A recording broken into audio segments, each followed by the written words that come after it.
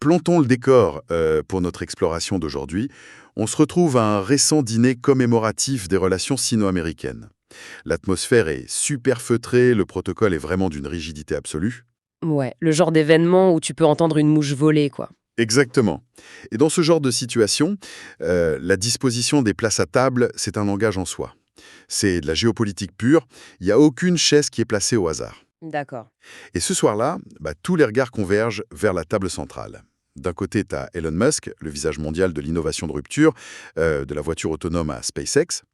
De l'autre, Tim Cook, le maître absolu de la chaîne d'approvisionnement mondiale d'Apple. Deux figures que n'importe qui sur la planète reconnaîtrait instantanément. C'est ça.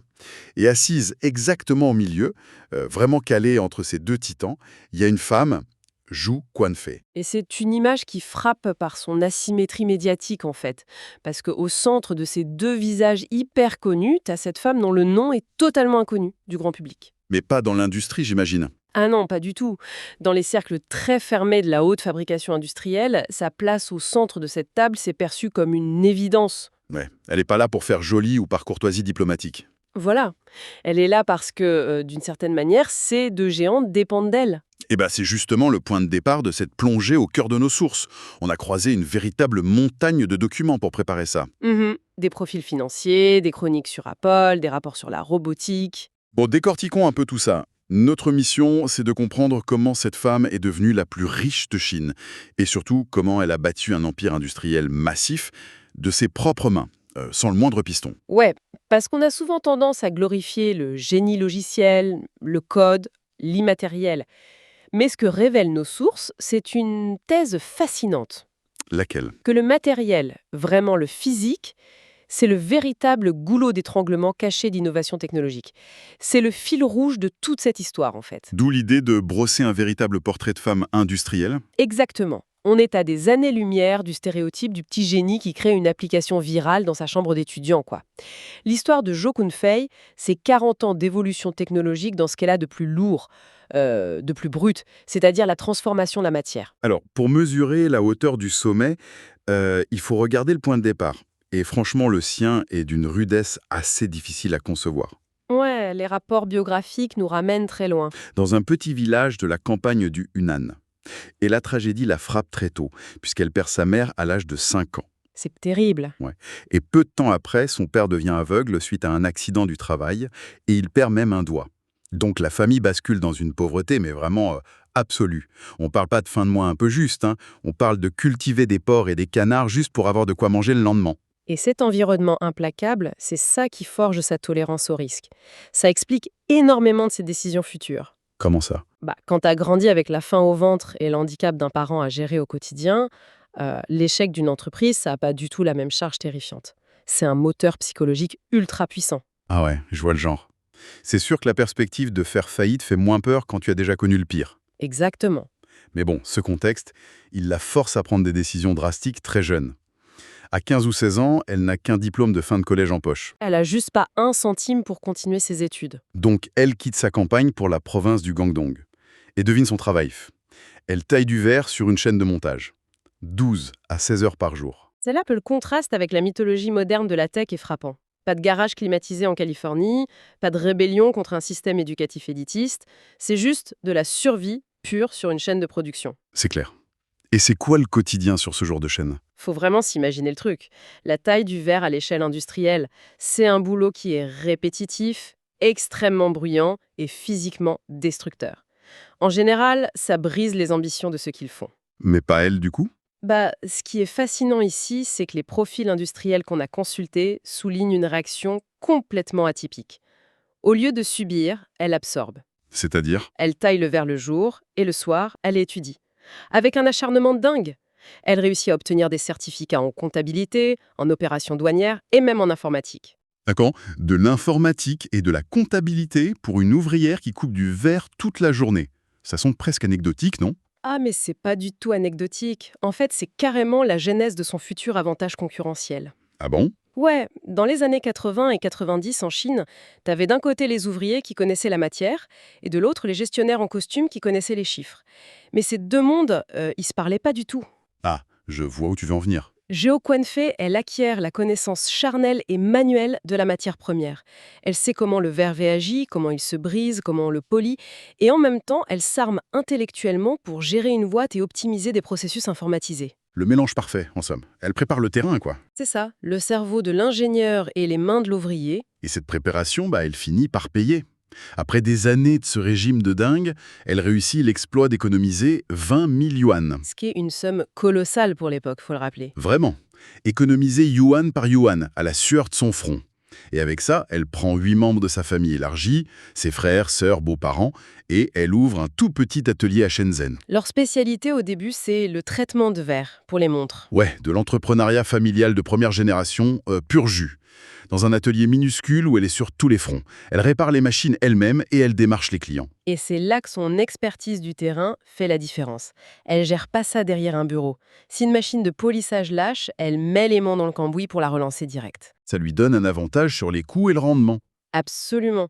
Cette compréhension intime de l'outil de production, ça lui permet d'optimiser les rendements beaucoup, beaucoup mieux que ses concurrents locaux. Ok, mais là on parle de verre de montre. C'est tout petit, c'est de l'artisanat de précision.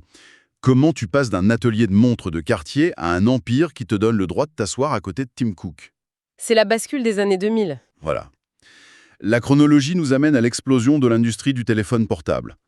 Et un peu par hasard, son atelier reçoit une commande pour fabriquer des écrans pour l'entreprise TCL. Mais franchement, le saut semble invraisemblable. Était-ce juste un coup de chance ou y a-t-il une stratégie plus profonde ici?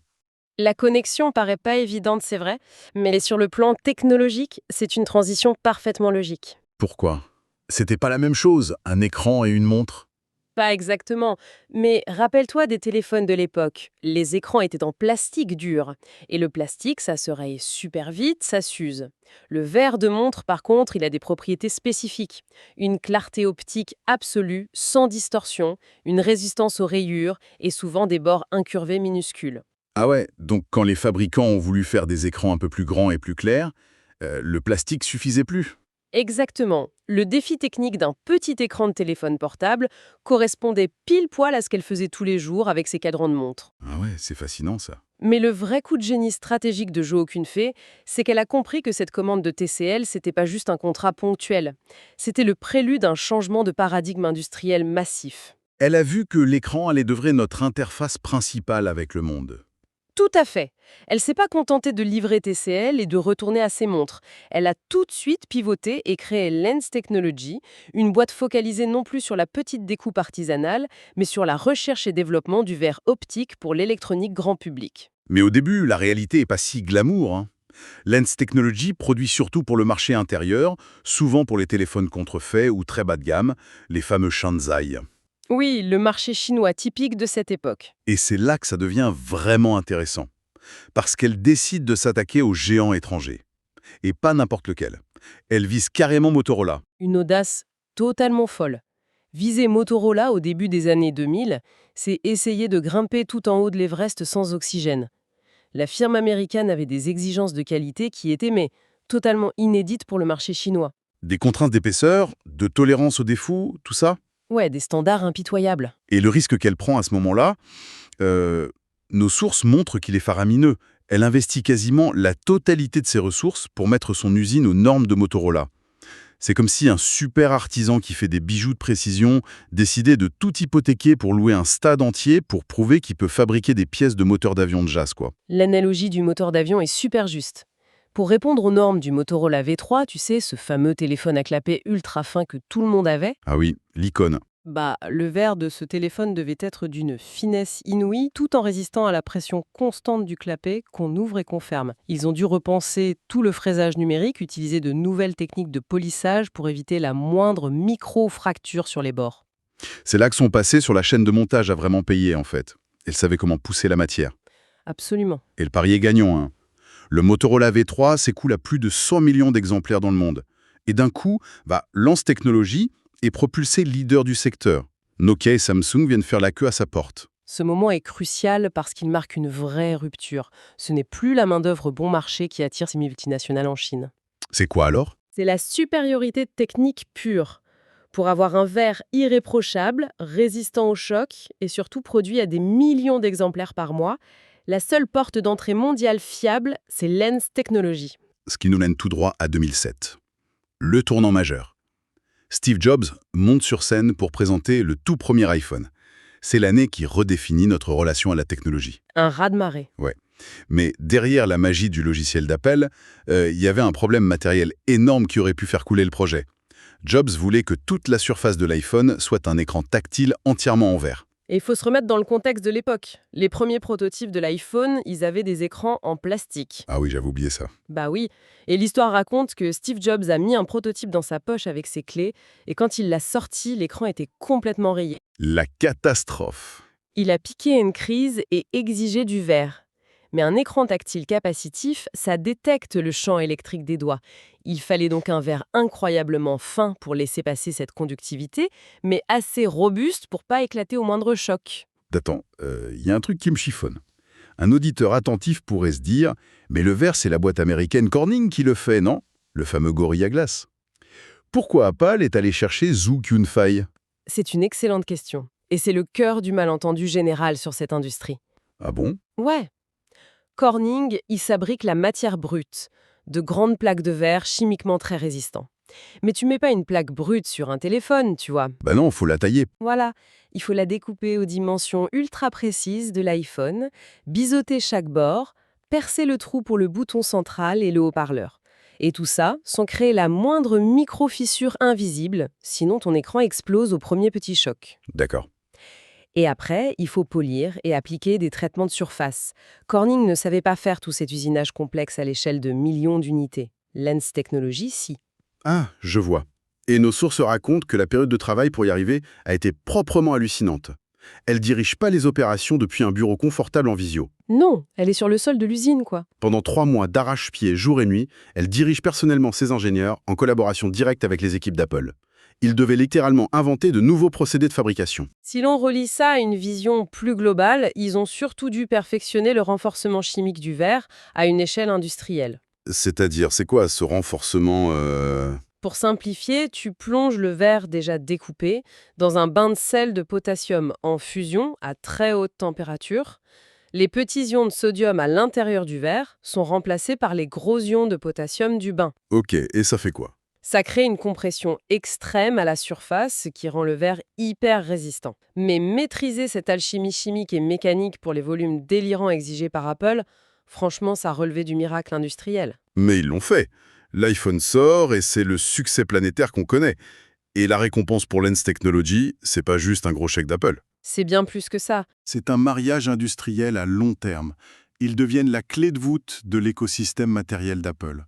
Ils fournissent les vitres des iPads, les écrans des montres Apple, le dos en verre des iPhones suivants. Lens Technologies devient le titan absolu de la région. C'est la réponse exacte à la question de savoir pourquoi elle mérite cette chaise à côté de Tim Cook. Elle a littéralement fabriqué la fenêtre physique par laquelle on accède au monde numérique aujourd'hui. C'est fou. Et ça fascine les chefs d'entreprise, parce que la Silicon Valley peut bien concevoir les meilleurs algorithmes du monde.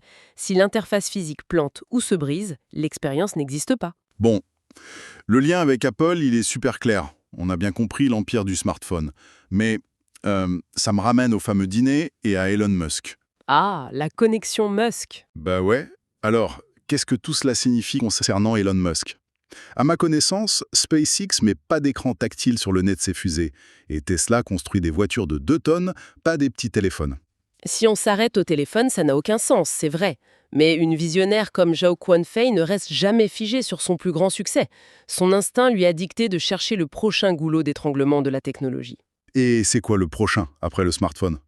C'est l'intégration d'écrans massifs et de capteurs directement dans notre environnement physique à grande échelle. Ce qui nous amène à l'automobile. Parce que Lens Technologies ne s'est pas reposé sur ses lauriers avec Apple.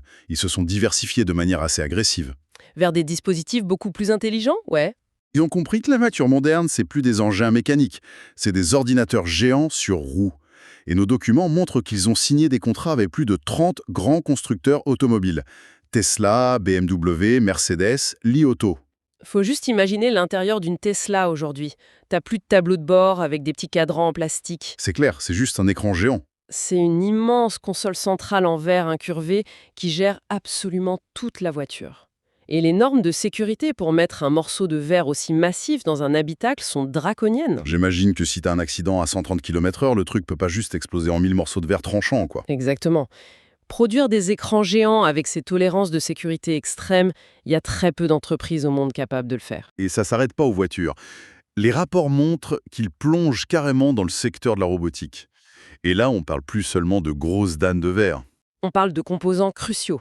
Ouais, des trucs ultra précis pour les capteurs avancés, les articulations mécaniques des robots nouvelle génération. Et c'est là qu'on comprend l'intérêt existentiel d'Elon Musk pour elle. Regarde ces deux grands projets actuels. D'un côté, la conduite vraiment autonome de Tesla, qui exige des caméras et des capteurs LiDAR protégés par des verres optiques d'une pureté parfaite. Peu importe la météo, la pluie, la neige. Voilà. Et de l'autre côté, le projet Optimus, son robot humanoïde. Ce robot a besoin de joints d'articulation d'une précision micrométrique, mais qui doivent être produits en masse si Musk veut en vendre des millions. Donc Musk a un besoin vital de fournisseurs qui peuvent allier l'ingénierie de pointe à une production de masse gigantesque. Le puzzle, ça semble parfaitement. Jo Kun-fei fournit littéralement l'infrastructure matérielle, physique. Le verre, les capteurs, les articulations, pour la prochaine génération de machines autonomes. Et voilà pourquoi il est assis à sa gauche au dîner. C'est l'aboutissement logique d'une femme qui a passé 40 ans à comprendre comment plier la matière aux exigences de la tech. C'est vraiment un vertige temporel quand on résume son parcours. T'as une jeune ado de 15 ans, orpheline de mère, qui fuit la misère rurale pour se détruire les mains à tailler des verres de montre dans une usine du Guangdong. Ouais, Et 40 ans plus tard, devenue la femme la plus riche de Chine, elle façonne la carapace physique des voitures et des robots du futur en négociant d'égal à égal avec les hommes les plus puissants du monde. C'est le portrait ultime de la femme industrielle. et le message pour ceux qui nous écoutent, c'est vraiment une leçon d'humilité par rapport à notre époque qui est complètement obnubilée par le logiciel et l'IA. C'est vrai qu'on ne parle que de ça. Oui, mais l'intelligence artificielle, les algos de conduite autonome, le cloud, tout ce monde virtuel s'effondre sans la maîtrise brutale de l'industrie lourde, sans quelqu'un, quelque part, qui sait comment fondre, couper et assembler la matière.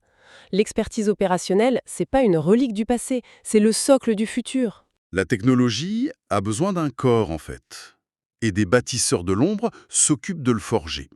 Ce qui m'amène à une dernière réflexion, un peu pour clôturer cette analyse et faire cogiter ceux qui nous écoutent. Vas-y. Sachant que toute la révolution des smartphones, tout ce monde de verre tactile qu'on manipule tous les jours, s'est construit grâce au travail acharné d'une ancienne ouvrière qui a maîtrisé le traitement du verre.